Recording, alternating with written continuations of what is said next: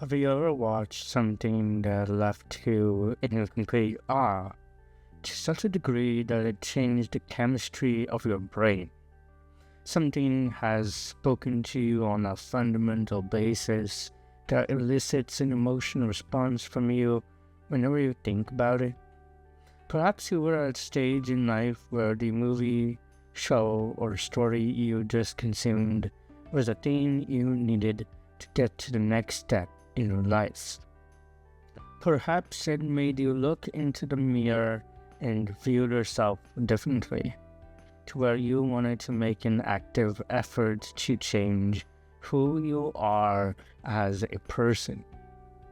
For me, that story was the story of a silent voice.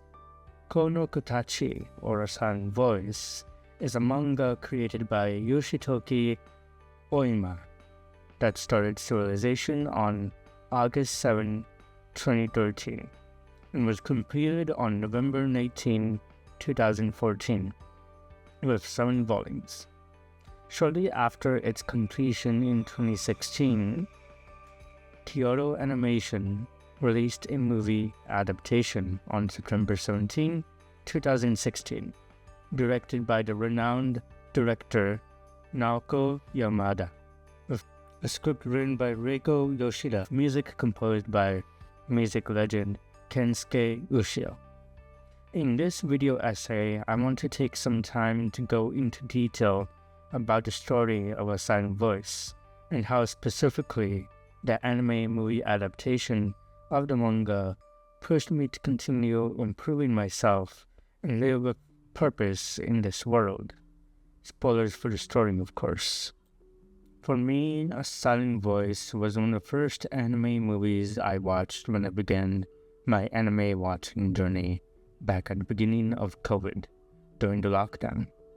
Growing up, I watched some anime series here and there that I had no idea were anime to begin with, such as Pokemon, Yu-Gi-Oh!, Beyblade, Inuyasha, Dragon Ball, Pikir, Blue Dragon, Inazuma 11, and many more. It was only during COVID-19 that I gave anime a chance, and it was one of the best decisions I ever made. Through anime, we get to see stories from an Eastern storytelling lens and different stories that I feel we wouldn't get here in the West.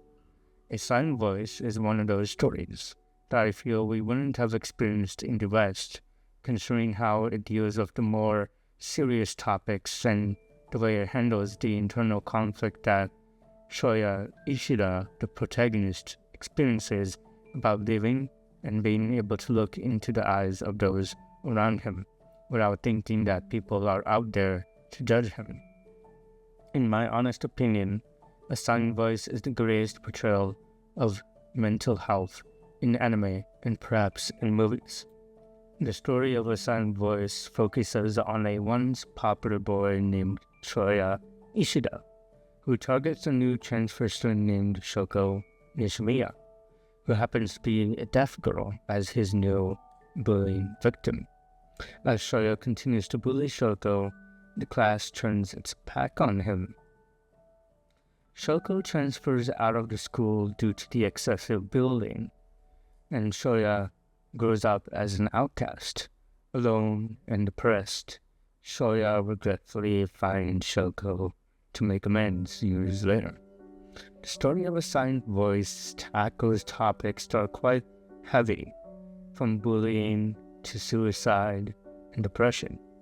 But in contrast to these heavy topics, it also delves into second chances, the forgiveness of oneself and from others, as well as self-love, and the journey to redeem oneself, no matter how hard it may be. When it comes to the anime movie adaptation of A Silent Voice, we begin the film with the message, a point of the light, and the image of what appears to be a light source in the middle of a black screen. We then cut to our protagonist, Shoya, who we see had planned to end his life after tying up some loose ends, such as meeting Shoko Nishimiya one last time and providing his mother, Miyako, with 1.7 million yen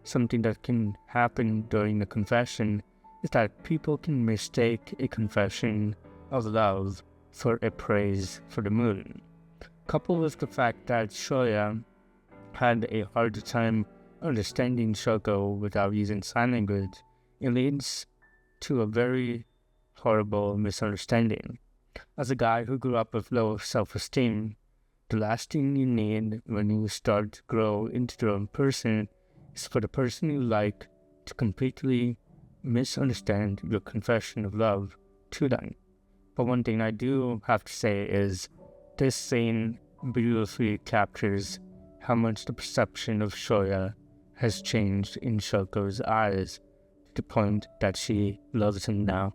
We see the group begin to get closer, but also see some members having issues with others, namely Miki and Nooka. These two girls were part of Shoya's and Shoko's class in elementary school, and these two girls were part of the group that fed into the bullying of Shoko, adjacent to Shoya and his childhood friends. We see moments in which Miki and Nooka's personalities begin to crack.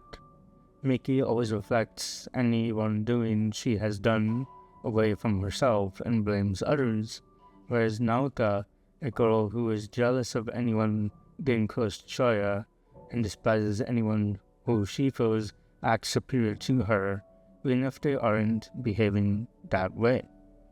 We see when the group hangs out on an amusement park that Nooka takes Shoko onto a Ferris wheel to have a one-on-one conversation, saying that she hates Shoko for not picking up on the social cues that Nooka finds Shoko and her disability inconvenient for her, and that she blames Shoko for what had happened to Shoya. Fortunately, everything about the interaction was recorded by Yuzuru's camera, which Shoko had in her possession when she was taken onto the Ferris wheel.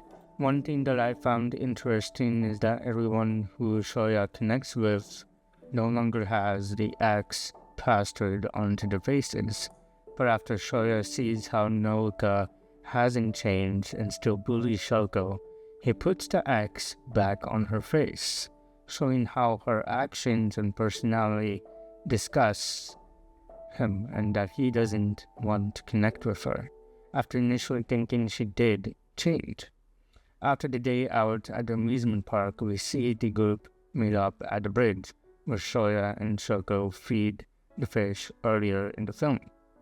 And it is here that we see Miki and Naoka begin to crack and start to be the catalyst for Shoya trying to psychoanalyze the flaws of everyone in the group, as he is fed up with how, for the longest time, they placed solely all the blame for the bullying that occurred towards Shoko on him alone, when really they were all guilty. While lashing out, Shoya also targets the new people in the group like Tomohiro and the Mashiba, stating they are just outsiders looking in, or don't know everything to side with him or others.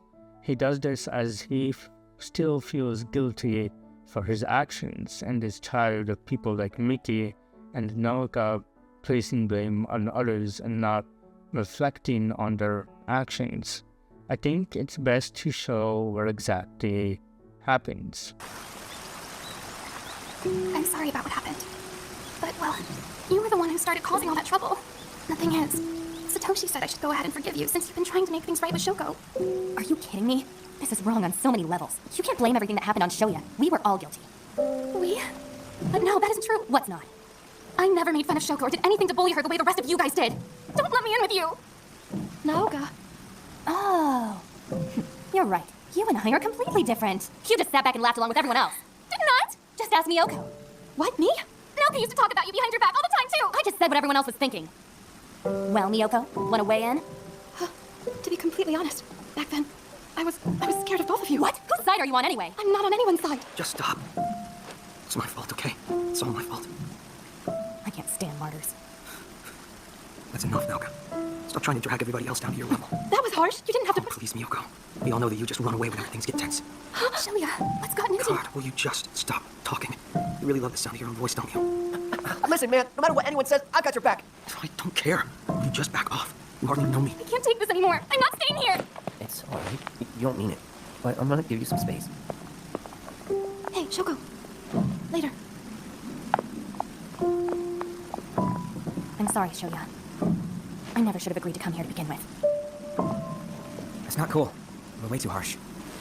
What do you know? You're not even really part of our group. I thought we were friends.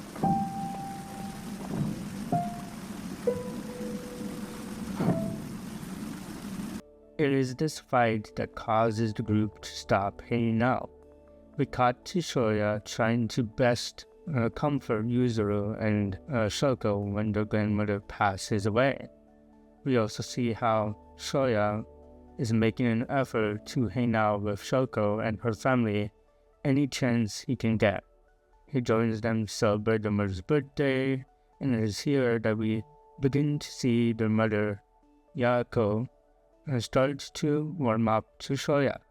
It is here that Yuzuru invites Shoya to a fireworks festival for the following day. This invite leads to one of the more profound moments in the movie and begins the cathartic final act where during the fireworks festival, Shoko decides to go back home, stating she needs to go study. It is here that Shoko signs goodbye to Shoya right before she leaves. And if you didn't pay attention to Shoko's interactions with Shoya, what she had just done is abnormal. As usually, when the two end up going their separate ways, Shoko always signed "See you later." Shoko's sister, Yuzuru, had left her camera back home and asked Shoya to go and get it. We see that as Shoya approaches the door, something is amiss. As earlier in the film, Shoya has depression and wanting to end it all, Shoko suffers the same pain, so she went home early to end her life, leaving Shoya, her sister, and her mother unaware of her plan. Here, we see the scene unfold. Shoya sees Shoko on the edge of her balcony, standing on the rail, preparing to jump. We see Shoya registering what is about to happen. He yells frantically for Shoko, trying to get her attention, but as she is deaf, his cries go unheard. He runs, tripping and making a mess of the things in their home. He strives to get there in time. He runs, and we see the blinds cover Shoko from our field of vision as the audience, too, peeling back and seeing her figure no longer in view, looking only infer what happens.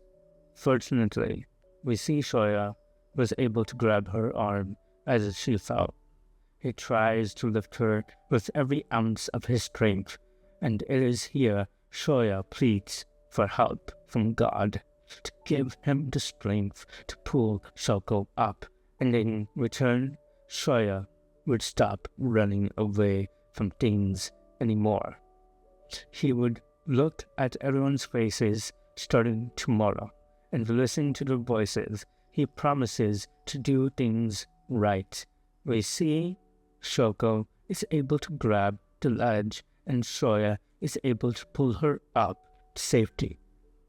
But he begins to fall, taking Shoko's place. We see Shoya fall into a stream, beginning for he has been injured, possibly getting a concussion as he has his life flash before his eyes. The lights of an emergency vehicle are flashing with the camera lens, indicating that Shoya is barely able to keep his eyes open.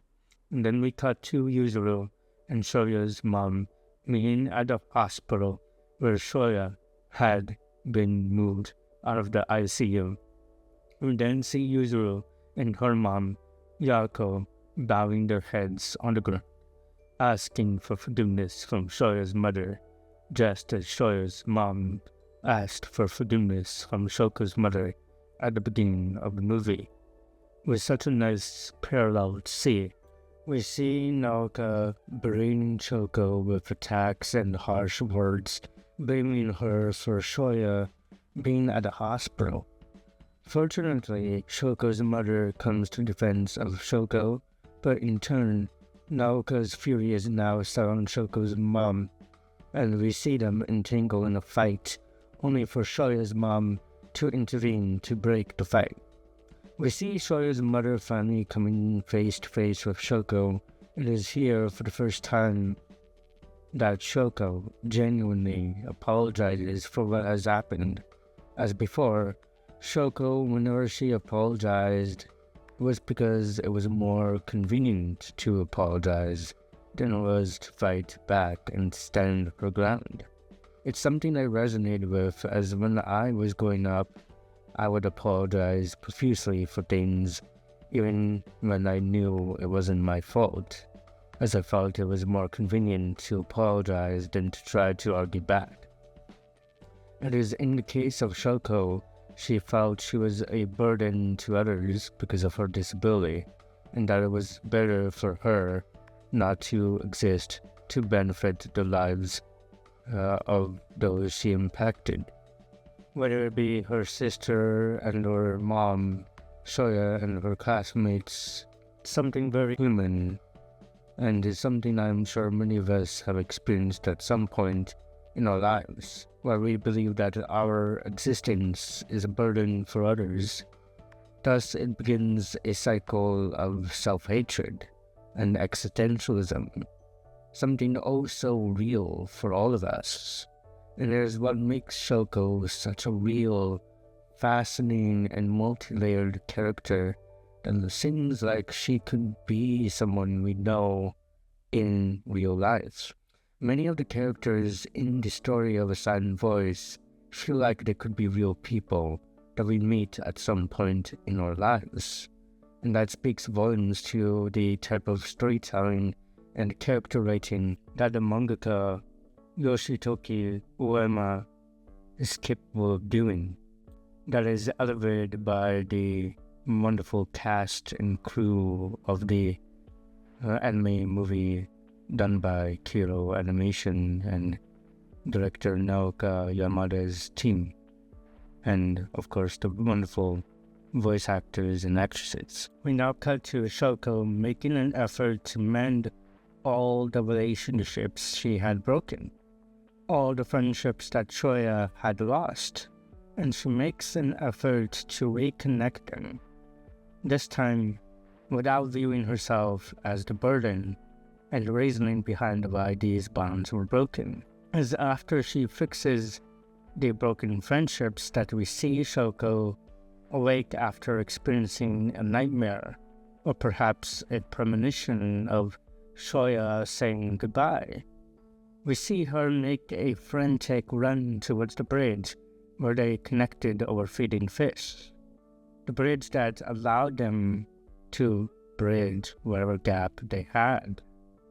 We see all the guilt and all the sorrow she had built up finally burst out as she wallows and cries under the moonlit sky. We then see Shoya finally awaken from his coma, almost as if he had heard her cries. His first thought, seeing Nishimiya as the last thing he remembered, was her attempt to take her life. He makes a run for it, to go see her and to ensure she is okay. It is then at the bridge that the two meet and reconnect for the first time after everything that has transpired. It is this reconnecting moment between them that has gone down to be one of the most humanizing and transcendently human experiences that I had the pleasure of witnessing in film, if not in all of fiction. It's utterly heartwarming to see people connect and understand each other without any barriers, without miscommunication, without any misunderstandings. It's just a genuine connection between two people who have been through a lot, and it's one of the most endearing and heartwarming experiences I've had. We, as sociable creatures, strive to make connections and to have genuine relationships with others, whether it be familial, friendships, or romantic relationships. It is these methods of connection that allow for people to cope with so many of the things that they experience, whether it be depression, anxiety, loneliness, and or low self-esteem. It is through making connections with people, the right people I might add, that can alleviate the hurt that people experience. At the end of the day, those who hurt people are themselves hurting, and people need love and the capacity to feel, to stop the hurt that they are experiencing, and in turn are inflicting. We see as Shoko and Shoya reconnect that Shoya finally has the courage to apologize for all the wrongdoings that he inflicted on Shoko when they were younger. We see Shoko crying as she is still upset about how things had turned out in terms of Shoya getting hurt due to her actions, unintentional as it was. It is after she expressed this sentiment that Shoya tells her how he had a dream before meeting her in which he was saying goodbye to Shoko after trying to give up on everything, much like how she tried to earlier. He expresses how that isn't right and how he wants to go to everyone he had hurt and ask for their forgiveness. It's after he expressed his plan that Shoya says something that forever changed the chemistry of my brain. A phrase that whenever I hear it, gives me goosebumps. 多分君のこと都合よく解釈してた。もっと話がしたかったんだ、君と。多分それだけ。なのに俺は君を傷つけて、結果最悪な選択させちゃって。まだ手が変わらなかったからあなたが落ちた。全部私のせい。まだ手が痛くなればいいって。ごめんなさい。泣かないでよ、西宮。ねえ、西宮。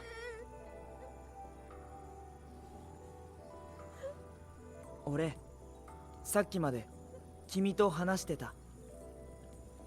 夢の中で諦めようと思ってたみたい。いろいろ。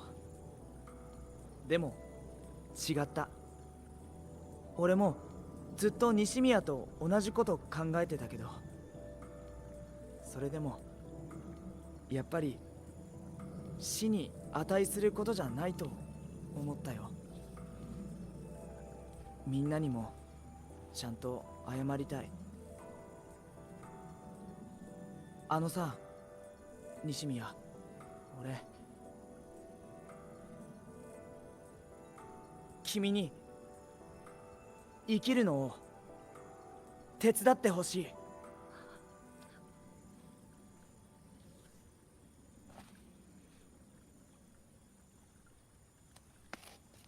西宮。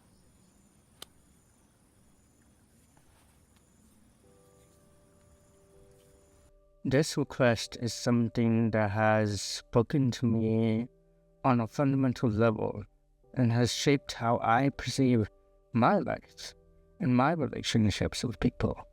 It made me realize that having a few friends who care for you and allow you to continue having the willpower to carry on in life is better than having a lot of friends who don't have as much of a deeper and a well-defined friendship with you, where things are surface level and don't contribute to you having the drive to continue living with purpose and fulfillment. It shifted my perspective on how quantity doesn't necessarily translate to better experiences. It's the quality of things that does. Friendships and relationships should be defined by the quality of them, as opposed to the quantity of friends one has. I could have 100 friends, but none of these relationships are as defined and are as deep as, say, having 5 friends. Having a few deeply meaningful and enriched friendships can be more fulfilling than a large, shallow network of acquaintances, allowing for deeper connections and more quality time. I prefer friends who would be able to reciprocate my feelings for them, where if something were to happen, I would cross oceans and remove mountains just to make sure I am there for them. And there is a great feeling when your friends feel the same way and do the same for you. There is no better feeling than having a genuine connection with people, where you know for a fact you can count on them and you know that they can count on you. Friends are like a family that you get to choose, and you must choose the right people to surround yourself with. As friends can be another support system for you besides the family that you were born into. It is these friendships that allow people to truly experience life fully without regret. There is no better feeling than surrounding yourself with people with whom you have a greater understanding. A deep and resonant friendship can be one of the most genuine ways to connect with people, and that is something beautiful. It's clear as day with this confession and request from Shoya that he firmly believes that he can have that genuine relationship, that deep, meaningful friendship that many people crave with Shoko. And Shoko feels the same way about Shoya. We now see Shoya trying to make things right with those whom he had wronged. No longer running away, Shoya makes an effort to truly know who his other friends are as people, no longer letting his preconceived negative outlook dictate his way of thinking. Shoya then builds up the courage to ask his friends to join him in attending the school festival. It is here at the festival that we see one of the most profound moments in the film, and it is my favorite moment from the film itself. We see Shoya finally let all the noise, all the conversations that his peers are having, rush into his ears for the first time. We see Shoya actively making the effort to listen to the actual conversations going around him, as opposed to making up what he thought they were saying. It is at this moment, finally, for the first time, that Shoya made the effort to hear and see those around him in their faces, in their eyes. We, as the audience, get to see for the first time in Shoya's eyes. He now sees everyone and everything going on around him. All the X's drop as soon as the music drops. We see Shoya seeing his loved ones around him, as well as those he had a hard time accepting. We finally see Shoya let all the emotions he had welled up deep inside let loose. This moment is a truly gut-punching moment that always leaves me teary-eyed, if not crying, because it's an oddly human reaction to want to cry when all your life you struggled with something, and for the first time you've conquered it. Seeing Shoya cry tears of joy after he finally conquered his anxieties and his inner demons It truly is a resonant moment for anyone, and it was especially resonant for me, as I struggled with some of my own inner demons. And the height of the coronavirus pandemic, I felt so alone and was at a terrible state mentally. This movie and this moment made me want to improve myself, made me want to try to live fully for the first time in my life. There's a phrase that many cinephiles like to say, and that when you watch something, it can either have a profound impact or be negligible in terms of impact on your life. It entirely depends on where you are in life when you consume the piece of media that you just consumed. I think that for me at least, watching The Silent Voice at such a low point in my life was exactly what I needed. With such a simple and yet profound premise for the movie, it really can connect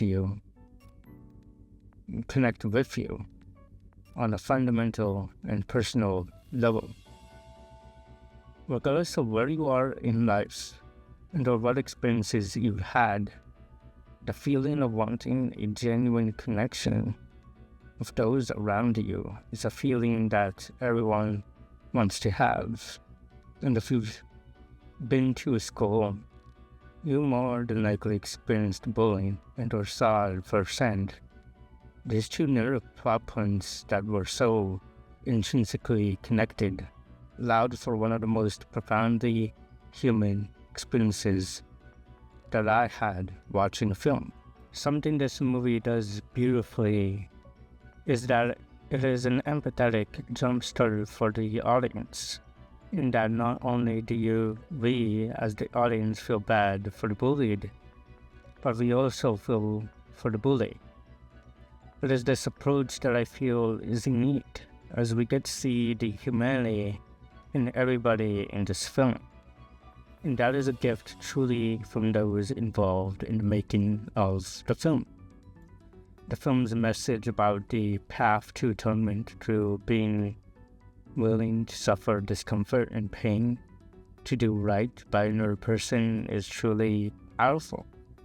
The fact that Yoshitoki Ōima created a story interlinking one of the most fundamental and primal feelings that a person can have, and that being wanting to genuinely connect with those around them, with that of a basic experience that many people have experienced and or seen, in that being the subject of bullying and wanting to make amends and or second chances as a recipe for success. The film's core message of wanting to overcome one's anxieties and self-hatred is so profoundly impactful for anyone who can relate to these things, as we all love a story where people can grow, people can change, and people can finally feel a sense of belonging, all while conquering whatever hardships they face. The film presents life in the good, the bad, and the ugly. That which can be when going about life itself. It is a very real depiction of how life is. It doesn't romanticize or idolize life. It presents it in a way that many people relate to, as once again, the depictions are so real. I just want to say thank you, Yoshitoki Ōima, for creating such a profound story, and thank you to Kyoto Animation and the team of Naoka Yamada for elevating the story with their animation, direction, coloring, and thank you to music composer Kensuke Ushio for creating the music that complements such a wonderfully put together film, which has had such a huge impact on my life and myself as a person. If you haven't seen this film, do yourself a favor and watch it. There's nothing quite like it, and it's an injustice if you don't get to experience it yourself. Everything from story voice acting, color palette, animation, and the music all perfectly meld together to create a film experience that is so profoundly human in all aspects, and I'm sure it will shake you to the core. If you liked what you've seen here, I would appreciate it if you could like, comment, and subscribe. More videos coming soon. Till then, see you next time on the Northern Analysis channel. Thank you for watching.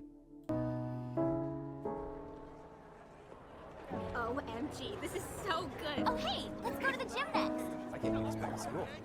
Ah, their store is amazing. Do you guys have a Yeah, that's her over there.